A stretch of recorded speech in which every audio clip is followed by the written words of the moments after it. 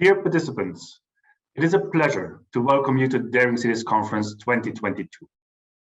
Likewise, as in 2020 and 2021, we continue also this year to showcase, to discuss and to learn from best practices from local and regional governments around the world who are taking decisive action to tackle the climate emergency.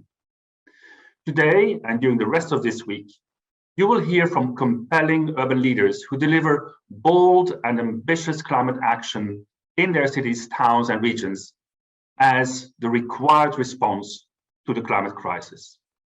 With these cases, we hope we can inspire you to take up the charge of new possibilities and approaches to tackle the climate emergency in your locations.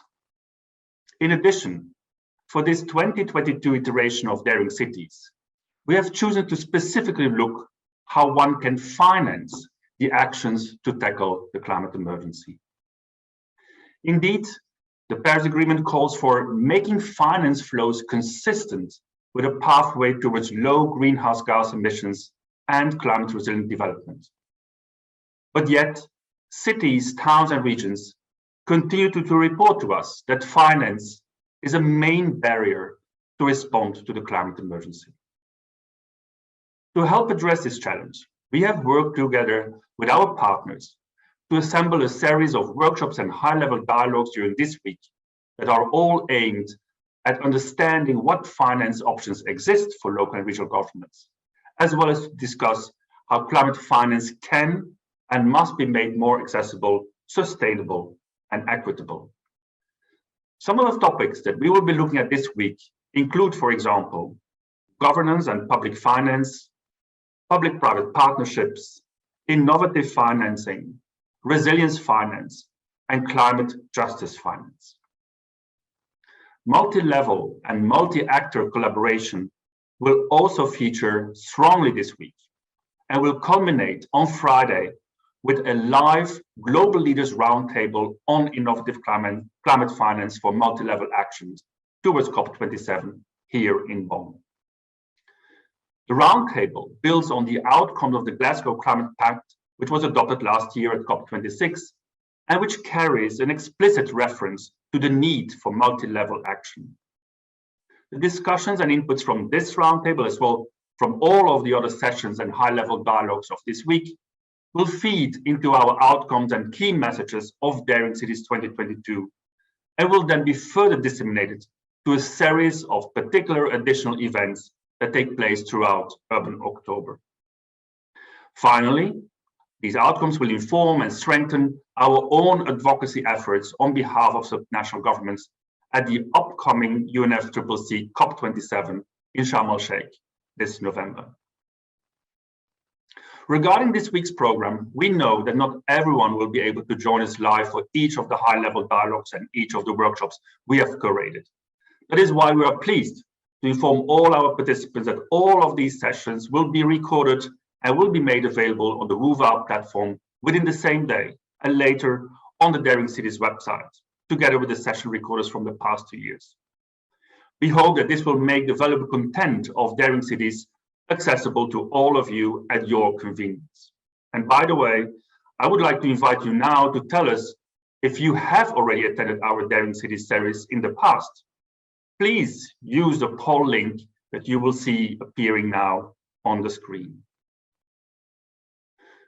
We also look forward to hearing from you and your own experiences in the sessions as well as on the WUVA platform. We encourage you to use the opportunities this week to connect with other members of the Daring Cities community. And please let us also know how Daring Cities is meeting your needs. We welcome your feedback through the participant survey, which will be launched later this week. I would like to take this moment also here to thank our core partners whose generous support helps making this event possible and free of charge to all participants.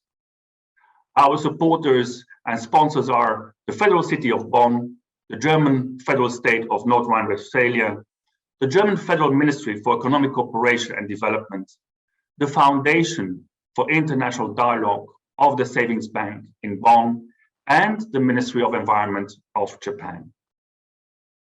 Additionally, I would like to thank now already all our speakers, our moderators, session organizers, the interpreters, and the entire Daring Cities team at ICLEI, whose hard work and invaluable contributions bring this event to life. With that, I would like to give the floor to Mrs. Katja Dönner, the Mayor of Bonn, member of the Global Executive Committee and host of the Daring Cities in Bonn, Germany, to officially open the Daring Cities Conference 2022. Mayor Dönner, the floor is yours. Thank you very much, Mr. State Secretary, Dr. Roberts, Mayor Riojas, dear Secretary General, ladies and gentlemen, a very warm welcome to the Daring Cities community around the world. And along with my fellow mayors from cities on all continents, I must add, unfortunately, welcome to the climate emergency mode. UN Secretary General Antonio Guterres made it crystal clear at the closing of COP26 in Glasgow. Yes, we have made progress, but it is far from enough. The climate emergency mode requires innovative thinking, bold strategies, far-sighted decision-making, and transformative action on all levels. And of course, we must align our financial priorities with this agenda. It is my pleasure to open this third edition of the Daring Cities today, the natural home to the cities who have entered the climate emergency mode, often piloting in their home countries. Daring Cities is the space to elevate the discussion with a special focus on finance this year to bring our contribution and positions to the next COP. The ground is well paved. ICLEI, the Global Parliament of Mayors, and the German Association of Cities have brought the Urban Seven into the G7 during the German presidency 2022.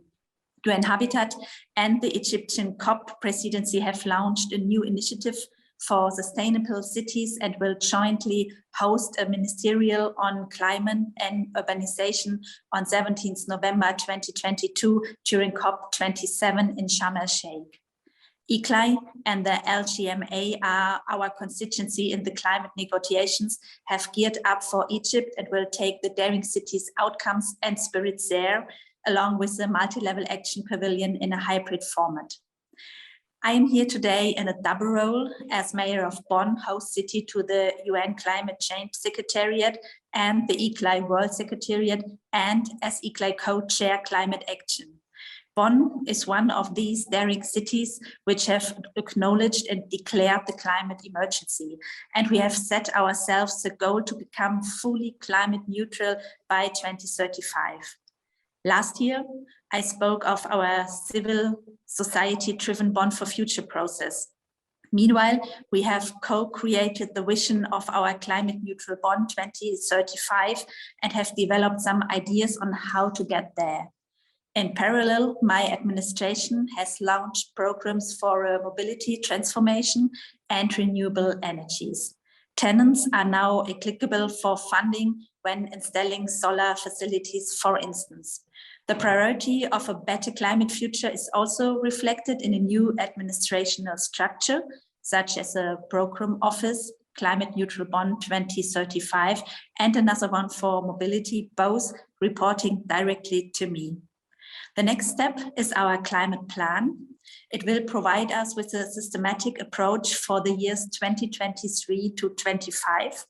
The plan reflects our new thinking. It is no longer based on how many emissions to save of the status quo, but on how much are left for us to use while counting backwards from the year 2035.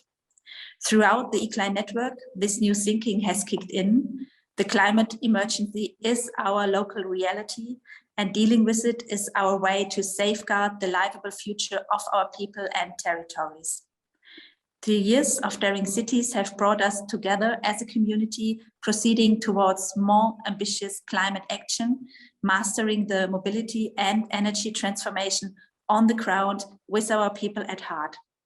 Daring Cities is a space to get together as peers, to share and learn, to live an inspiring, motivating, friendly competition. Moreover, it is a time to evaluate and further adjust our positions during Urban October and, most importantly, for the next conferences of the parties to the UN Climate Change Convention ahead. This has been our approach since the beginning. With ICLEI as focal point in the local governments and municipal authorities constituency, we were able to make our vision heard at the last COP in Glasgow, known by now as the COP of multi-level action. In this context, I would like to thank not only ICLEI as our partner and convener of the Daring Cities, but also our reliable partners from the federal and state level, the German Federal Ministry for Economic Cooperation and Development, and the state of Northern Rhine-Westphalia. A month from here, COP27 in Sharm el-Sheikh, Egypt will kick off. This third Daring Cities Forum is the moment to bring our accomplishment and our positions to the table. This next COP is geared towards becoming the COP of urbanization, with a ministerial panel on climate and urbanization and the new Sustainable Cities Initiative launched by the Egyptian presidency. The multi-level action pavilion will be home to the Daring Cities community in Egypt, and leaders from all major networks will be sure to make our voices heard.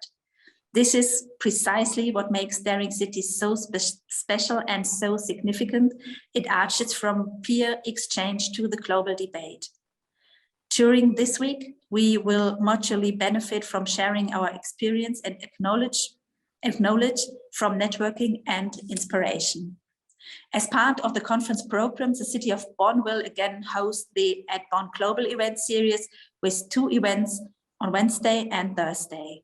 And for the first time, we will also have a live debate on financing this Friday, which will be brought to you all as a live stream. During this Daring Cities Forum, we will also be able to take stock of our accomplishments and identify our needs and potential gaps. And we will condense our position to be brought forward on Sharm el-Sheikh in November. Welcome again, dear Daring Cities community and guests. A warm virtual welcome to Bern and to the Daring Cities Immersion 2022. Let us join forces to safeguard your and our climate future. Thank you very much for your attention. Thank you very much, Mayor Dönner, for your kind welcoming remarks as the host of Daring Cities 2022. And thank you very much also to already introducing how the city of Bonn is actually tackling the climate emergency, the plans and the actions that you are running here between 2023 and 2025 are of utmost importance. And I'm looking forward very, very much to continue the dialogue with you over the next sessions within Global Bonn sessions, but also on the live debate that we will have on Friday. Mayor Dönner, thank you very much for your remarks.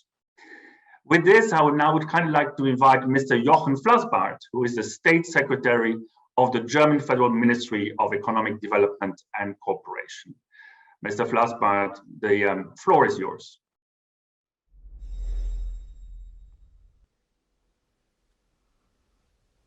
Ladies and gentlemen, on behalf of the Federal Ministry for Economic Cooperation and Development, I'm more than happy to welcome you to the third Daring Cities Conference. We have 3 exciting days ahead of us, full of discussions about how to unlock the necessary financing to deal with the climate emergency in our cities. Let me give you 3 reasons why this issue is more relevant than ever. First, cities are crucial places and players in a just transition. Cities have always been centers of business, trade, innovation, culture, and politics.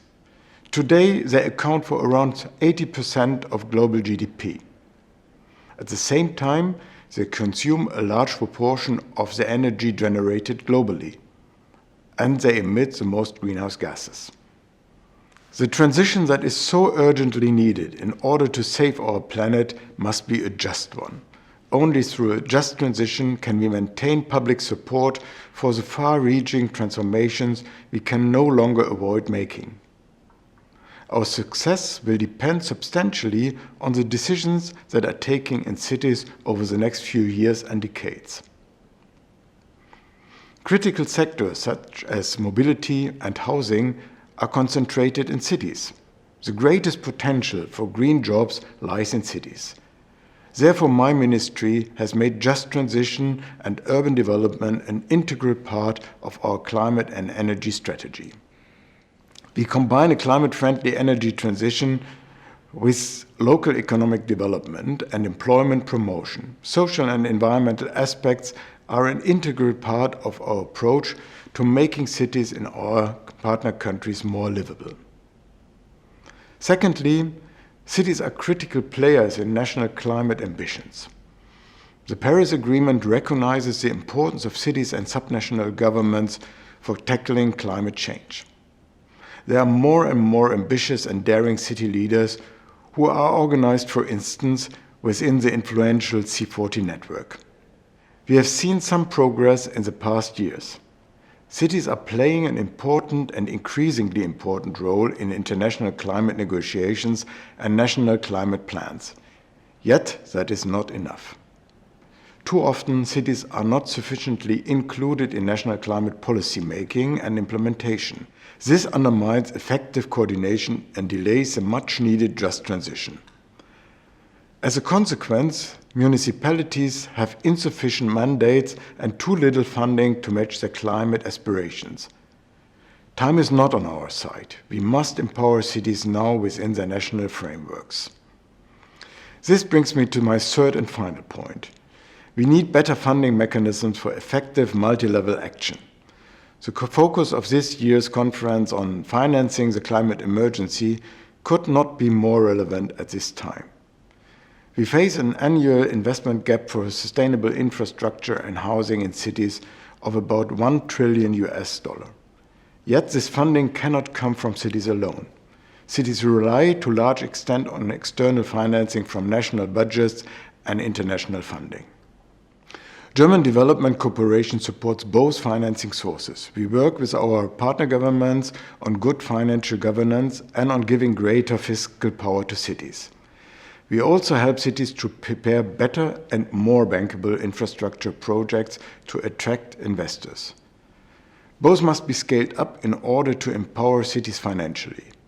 We hope that this year's Daring Cities conference will feed relevant messages into the upcoming climate negotiations at COP27 in Egypt. This is our main goal, to make effective multi-level climate action a reality. That is why we and our key partners, ICLAIM, local governments for sustainability, the city of Bonn and the federal state of North Rhine-Westphalia have been supporting Daring Cities. It has become the prime platform for knowledge exchange and sharing good multi-level practices to deal with the climate emergency. I wish you a fruitful exchange resulting in more ideas to act now. Thank you.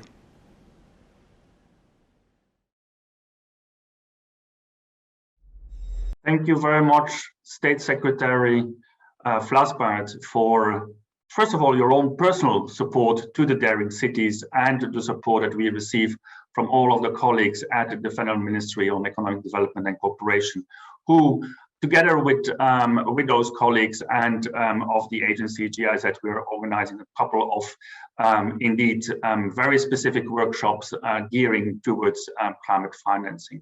Thank you also very much for explaining to us how the Federal Ministry in its work on economic development and cooperation worldwide is taking climate action as a key policy focus, including the financing for it, and what you and the ministry are trying to do to contribute to international climate financing. Thank you very much, State Secretary Flasbart.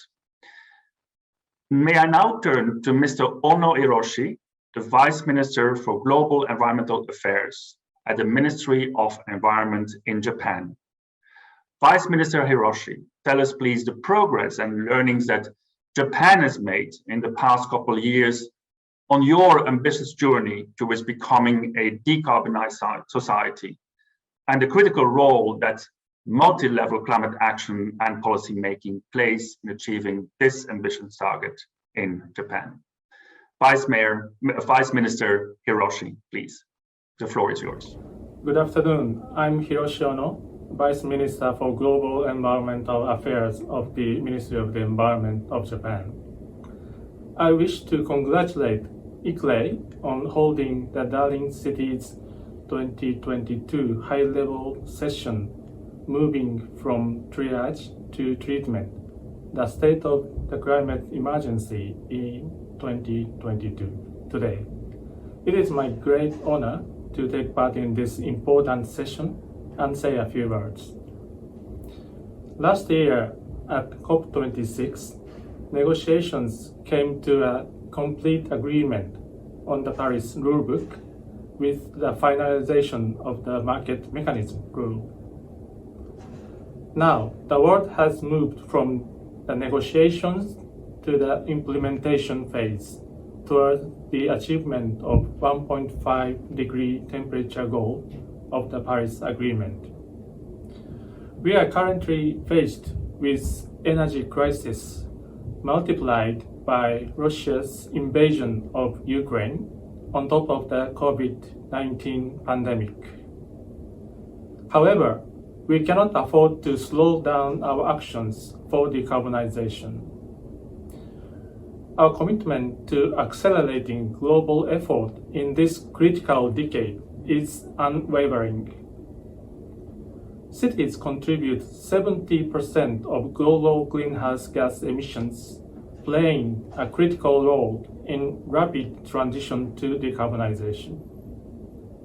However, for enabling local governments to tackle global issues such as climate change and decarbonization, national governments need to run side by side in their policy formulation and implementation. In Japan, the number of zero-carbon cities exploring zero-carbon emissions by 2050 has now reached 766, covering 94% of Japan's population. In order to turn their ambition into reality, the Japanese government formulated a roadmap which lays out policy measures and options for decarbonizing local governments, including both urban and rural areas. Based on the roadmap, the national and local governments are working together, aiming to realize decarbonization with maximum use of local natural resources in a circular way, while embracing economic growth and social well-being. Ministry of the Environment is designating more than 100 leading decarbonization areas which strive to become carbon neutral by 2030, 20 years earlier than national goal of 2050. Such areas will act as pilots to lead nationwide decarbonization by accelerated domino effect. The important role of local governments has also been internationally recognized, as clearly highlighted in the communique of this year's G7 Climate, Energy and Environment Ministerial Meeting. There are also various international programs for supporting decarbonization of cities, such as Race to Zero, promoted by the UN High-Level Climate Champions. Recognizing the crucial role of local governments, Japan will continue to support local governments through a city-to-city collaboration program. The program has already linked 45 cities and regions in the world with 20 Japanese local governments. 21 decarbonized projects have been developed in overseas partner cities and contributed to their delivering zero-carbon declarations, human resources development, and institutional development. In order to share such good practices with wider audience, Japan co-hosted the Zero Carbon City International Forum with the US in March this year. We thank ICLEI for co-organizing and contributing to the forum by providing with knowledge and experience as the international network of more than 2,500 local governments. Japan is committed to promoting and replicating a variety of subnational climate actions, both domestically and internationally, in cooperation with local governments and international organizations, including ICLEI. At the coming COP27 in Egypt, we are planning to hold side events co-hosted with partner countries at Japan Pavilion. I hope many of you have an opportunity to come to attend the side events. Finally, I sincerely hope that today's session will encourage more local governments to boost their ambition and actions towards decarbonization. Thank you very much. Thank you very much, Vice Minister Hiroshi Ono, for explaining to us this ambitious plan that you have on advancing the decarbonization process in Japan and through multi-level actions and support towards regional and local governments in Japan. It is a fantastic report that you brought here, and we will be hearing more from the Japanese experiences in the next 5 days. Thank you very much, Vice Minister Hiroshi. I would now like to turn to Mr. Luis Donaldo Colosio Riojas, who is the mayor of the city of Monterrey in Mexico. Mayor Colosio Riojas, you are the mayor of the 3rd largest city in Mexico, and you declared the climate emergency for your city since Daring Cities 2021. Why was declaring the climate emergency an important action for Monterrey, and how is this helping you to advance your local climate action work? And before I give the floor to Mayor Colosio Riojas, I would like to invite participants here to attend at our second poll of this morning, in particularly to understand if your city, your town or region has declared a climate emergency already or is in the process of doing so. So please use also here the link that will be shown on the screen as well. In the meanwhile, I would like to give the floor to Mayor Colosio Riojas. Please, sir, the floor is yours. The climate emergency knows no boundaries.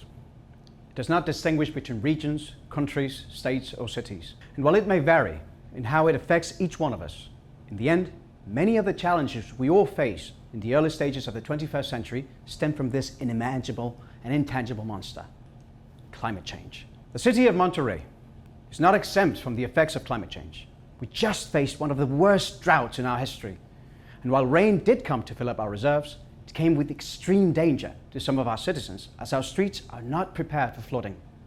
More than half of our citizens live in areas with only 2.6 square meters of green areas per person, when it should be at least 9 meters as a minimum, leading to heat islands in most of the city that do nothing but worsen the intense heat we face during the summers due to lacking green spaces in most of the urban sprawl.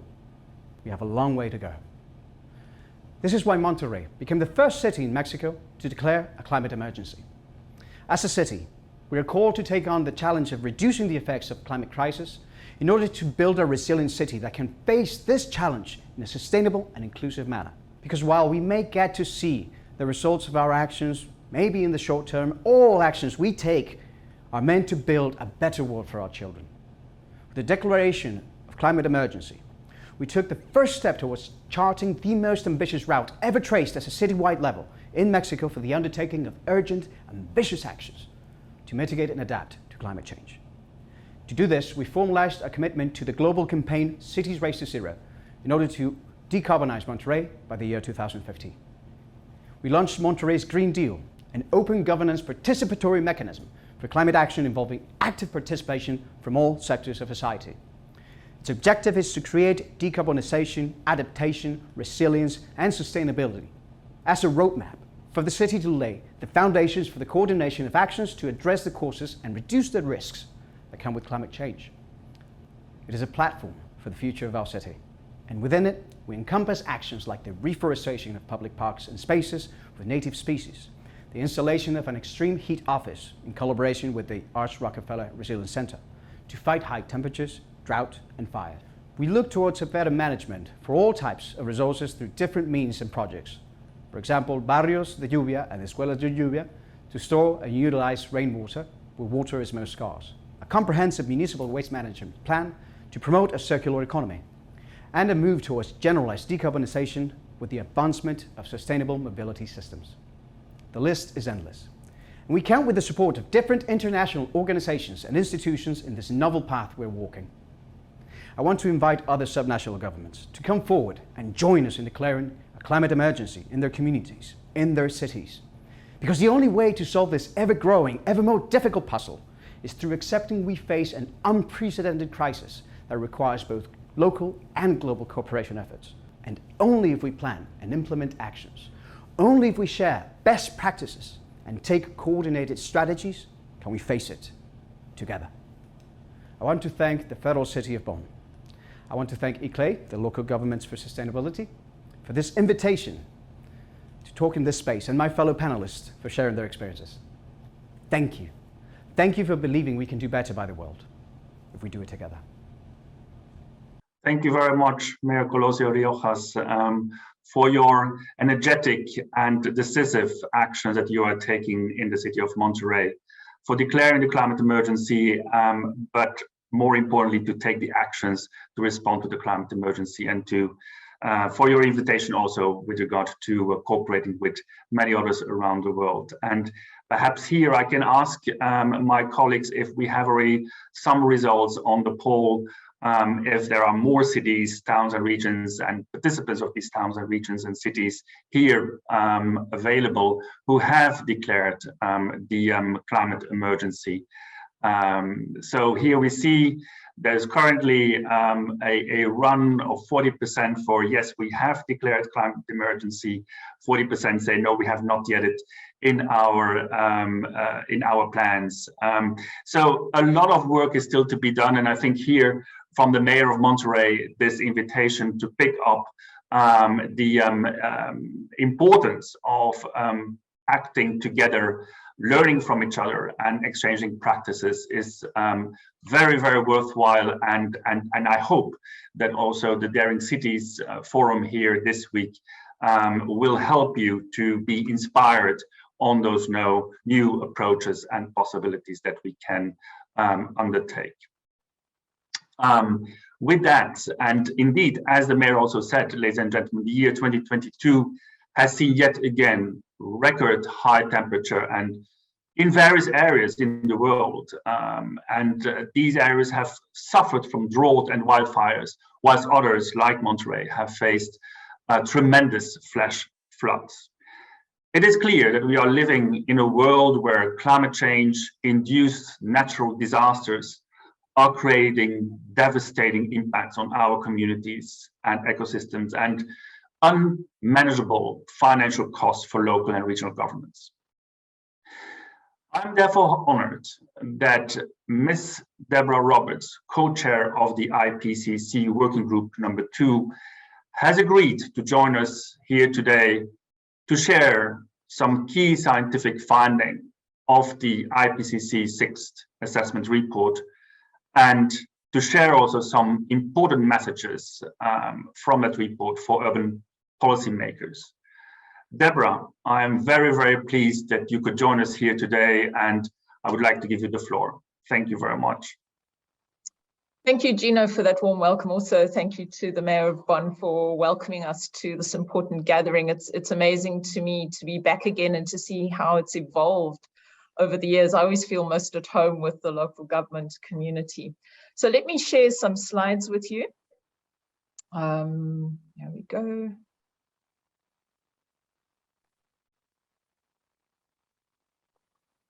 I'm trusting you can all see that. I'll take silence as confirmation that you can. So firstly, thank you everyone for joining this particular session with us, wherever you are in the world, whatever time zone. What I'm going to do is give you a very brief but helicopter overview of some of the key messages that have emerged from the recent reports of the Intergovernmental Panel on Climate Change, otherwise known as the IPCC, particularly those that relate to our area of focus, cities and their related infrastructure. For those of us who work in the world of global scientific assessment, particularly in the IPCC, it's been an incredibly busy 6th assessment cycle. We've produced a range of reports. We've produced 3 special reports, and I'm sure most of you will know our special report on 1.5 degrees of global warming.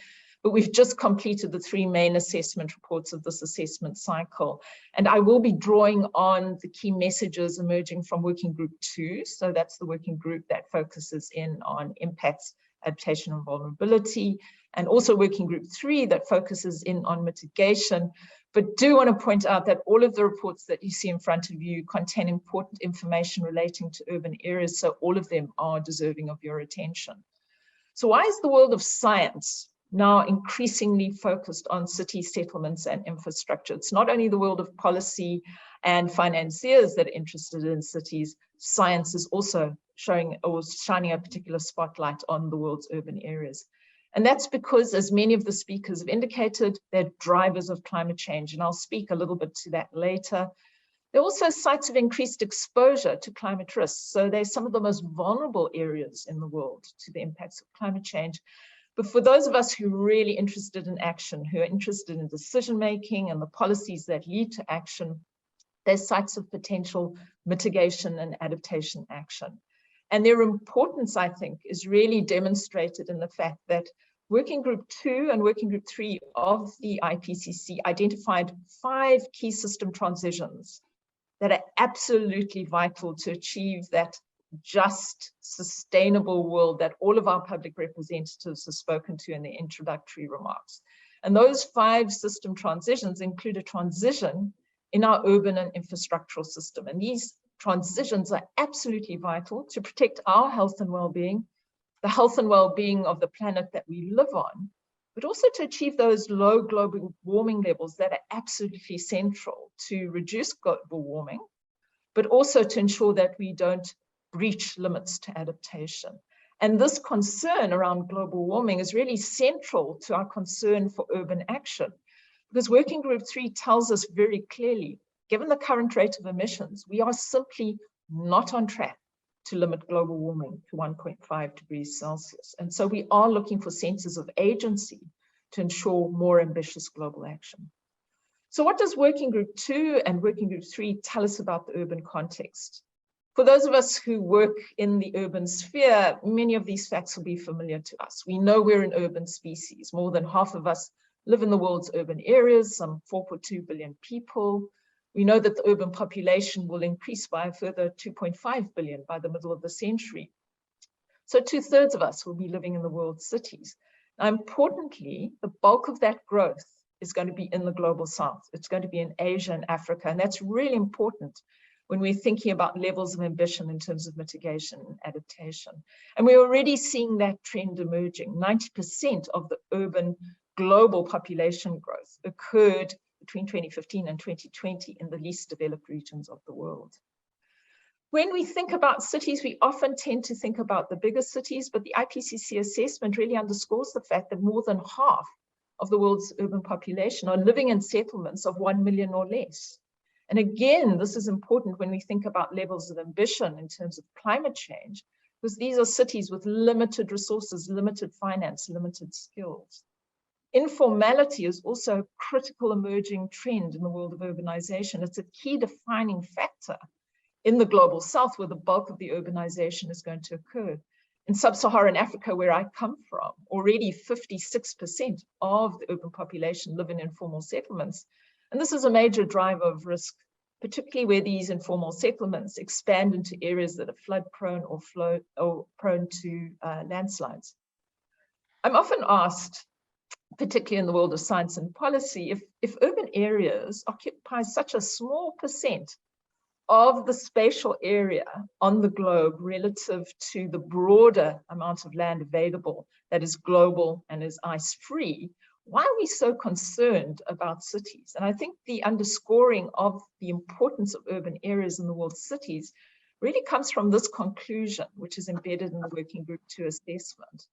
We find that almost all of the world's non-urban population and its provisioning ecosystems, so everyone who lives outside of cities and the ecosystems that we are so dependent on, are all impacted by urban systems. So they may occupy a relatively small spatial area, but they pack a powerful punch globally. And they do this through their connecting infrastructure, but also through the social infrastructure, the family and kinship ties we have. I'm sure almost anyone these days has family who lives in different countries and different cities.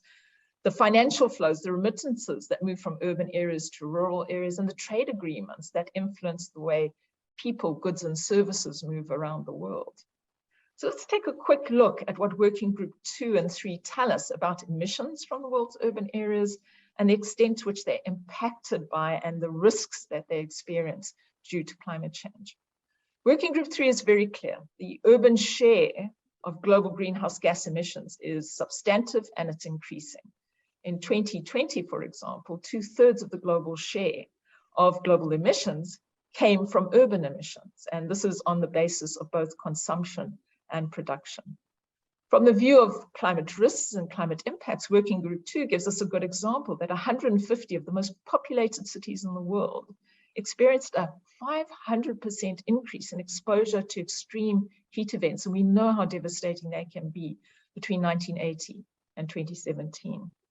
And importantly, climate impacts are felt disproportionately in urban communities that are the most economically and socially marginalized. And that goes to that point of just transitions.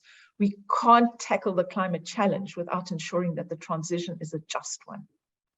In terms of where we might be going in the future, climate science tells us that the global share of greenhouse gas emissions coming from our cities and from urban areas is going to increase through to the middle of the century. We're also looking at a scenario where urban areas could triple by the middle of the century, and that could create enormous carbon lock-in depending on the form of the development that happens. From a vulnerability point of view, by the middle of the century, we could see almost 1 million people at risk from coastal hazards due to things like sea level rise. And by 2 degrees of global warming, we could see an additional 410 million people around the world exposed to water scarcity. So how are cities around the world tackling these challenges? Well, from a mitigation perspective, Working Group 3 tells us that we've seen over 800 cities globally setting net zero targets. Importantly, 43% of these have put in place related action plans. But currently a big challenge is we don't have a single agreed framework to report our urban emissions so that we can determine the extent to which this local action is contributing to global goals. Working Group 3 also tells us that the role of city networks is really important. More than 10,000 cities and regions around the world, but primarily in developed countries, are recording participation in transnational networks like ICLEI, C40, and GCOM. And these are vital in terms of sharing learning, getting new resources into cities, but also ensuring that the urban position is well reflected in national and international negotiations. We're also seeing in mitigation policies a stronger focus on cross-sectoral integration, a recognition that this must be a systemic approach. We can't tackle this problem in silos. But there are barriers and enablers. Financing, that's why you're convening for a week to talk about financing. Policy objectives, the level of informality, the types of spatial planning. Working Group 3 tells us that cities and urban areas really hold significant global potential for emission reductions, primarily through better urban planning, but also importantly through sustainable production and consumption of goods and services, electrification of end uses, obviously using low emission energy, enhancing carbon uptake and storage in that critical blue and green infrastructure that the Mayor of Monterey spoke to us about. And these are options we can apply in existing cities and growing cities and new cities around the world. The news on adaptation, though, from Working Group 2 is unfortunately less positive. We are lagging well behind mitigation in terms of urban adaptation. It's slow, it's uneven. We're seeing a very slow shift from plans into action. We tend to see plans focusing on climate risk reduction rather than the co-benefits that can be gained from mitigation and sustainable development. Very few plans assessed were developed through consultation and co-production with diverse and marginalized communities, which means we can't tackle those inequity and those injustices that enable a just transition. Investment in urban adaptation lags, it's not kept pace with innovations or policies, but importantly, cities and local governments are key in facilitating climate change adaptation. Working Group 2 also talks to us about the constraints to urban adaptation, political will, planning, finance, of course. Limits to adaptation, particularly most pronounced in those small, rapidly growing towns that we're most likely to see in the global south, in Africa and in Asia, and they will be beset by skills and resourcing challenges. Gaps between policy and actions, and again, the slow uptake of monitoring and evaluation frameworks so that we can report on the impact of our local action in terms of global goals. Working Group 2 also gives you a vast list of the sort of adaptation options that are available at the urban level. And these include institutional capacities. Certainly the Mayor of Bonn spoke to that. The importance of just basic services and development, access to land and housing, and the importance of improving urban health through the provision of green and blue infrastructure. But all of these ambitious mitigation and adaptation interventions require that multi-level action, that multi-partner action. Local governments working with other spheres of government, the private sector, with the community, particularly marginalized communities, and transnational networks. And we've got an excellent example of that in action. There's a project underway, a global project, the Summary for Urban Policymakers, which sees a partnership coming together of IPCC scientists in their individual capacity, together with cities and city networks and the business community and other partners, to ensure that these really important messages from science, this evidence from science that can underpin ambitious decision-making at the local level, actually finds its way into the hands, for example, of the mayors, the state secretaries, the vice ministers that we've met today. We started off this project in 2018 when the special report on global warming of 1.5 was released. We produced a summary for urban policymakers that we launched at the COP that year in Katowice. And we're currently producing similar derivative reports for the three big main assessment reports from the IPCC so that the science is more accessible. If you think about the Working Group 2 report, it's almost 4,000 pages in length. I know of no policymaker who will read 4,000 pages, so we'll produce the summary for urban policymakers. And here you can see some of the partners involved. You can see the Global Covenant of Mayors. We can see private sector, the public sector, academic institutions, all working together to make this knowledge more visible. Just in conclusion, I also want to alert you to the fact that the IPCC will move into the 7th assessment cycle next year. The first product will be a special report on cities, and this will be a vital moment to bring science to local government decision makers. I urge you to follow that process. It's a real opportunity to localize the climate change debate and focus the science on providing evidence for implementation. Again, Gino and everyone, thank you tremendously for this opportunity to talk to you about the work that we'll be doing in the IPCC. Thank you. Thank you, Deborah. Thank you so much. First of all, thank you for sharing those findings from the IPCC and some of the messages, key messages for our urban policy makers. But also a big thank you personally to you for your tremendous work that you undertake as co-chair of the IPCC Working Group number 2, and for bringing the urban areas on the picture of science all in all, and the impacts that, as you described, we are already having and anticipate to increase. Indeed, I think that our world is on life support. You have made the case that we must make deep civilization-wide changes by 2030 to limit a planetary catastrophe. It is a matter indeed of survival, and particularly for the most at risk, and increasingly for every place and population on Earth. Unfortunately, international crises like the COVID-19 pandemic and the Russian-Ukraine war have stalled broad-based, swift action to properly respond to the climate emergency. But the urgency, as you described, Deborah, as well, of our situation remains very much.